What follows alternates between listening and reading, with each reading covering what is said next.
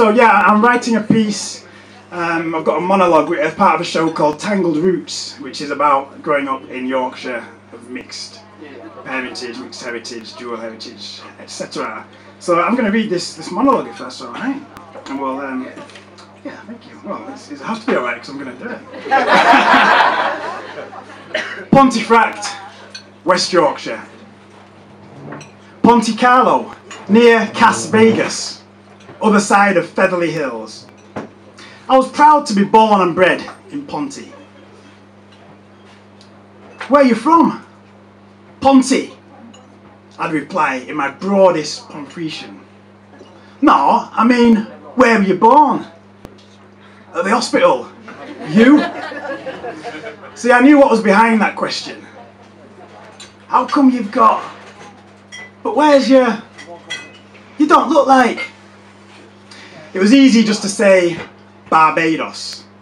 My dad's from Barbados. But then you'd get... So why did he come over here then? Now that, finally, bless you, was a good question. Barbados. I didn't realise at the time just how lucky I was to have a dad and a whole other family from Barbados. We managed to save up enough to visit my great-grandma and granddad on the island in the sun while I was still at school. Barbados. Everything was just more alive, real, more vibrant than the drizzle and grey of England. Yellows, golds, rich greens, bright reds and deep warm blues. Ripe yellow limes, plucked from the tree just outside my granddad's side door. Plantain and bananas out the side windows. Cherries falling from next door's overhanging tree, accies from the front porch, coconuts up the palm in the back. Passion fruit from the vine between mamas and granddaddies. Fresh juicy mangoes within a short walk to a tree down the gap. Yum.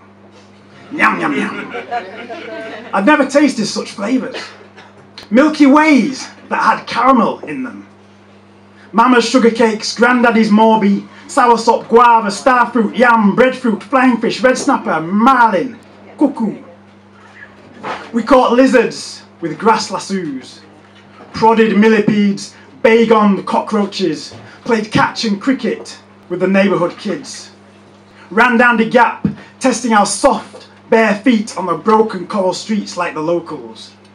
780 to sleep by the nighttime chatter of crickets and whistling frogs. I don't remember missing Ponte too much.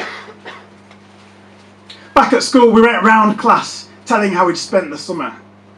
No one had ever been as far away or exotic a place as Barbados. Not even teacher. How hot was it? Did people go around naked? Did you see any tigers? Yeah. You could fry an egg on my granddad's stoop, I told them. There were tigers, crocodiles and sharks. And it was so hot, there was a naked wedding. Did you see the man's willy? Yeah.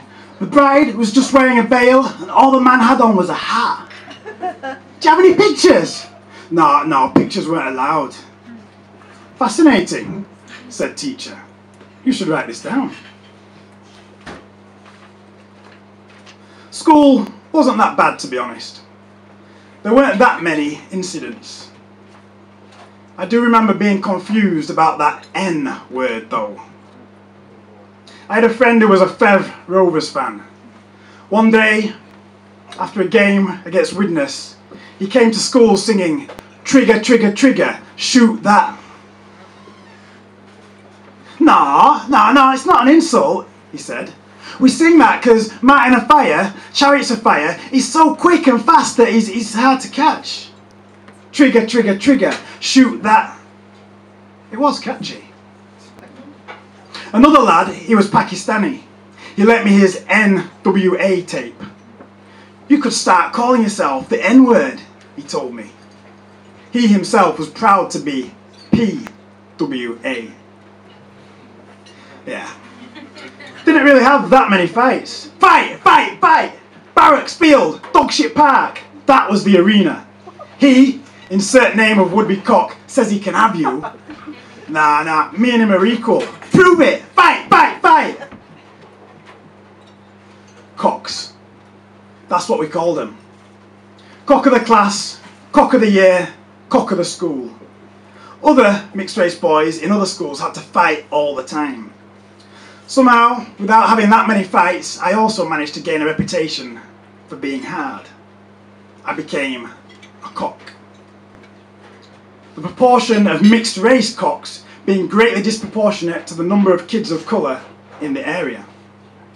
I'd often get confused for one of these lads uptown. Oh, soz mate, you do look same. Today, my senses are more attuned to racism. There's a sign just after the roundabout, after you exit the M62. Pontefract, historic market town, home of Haribo.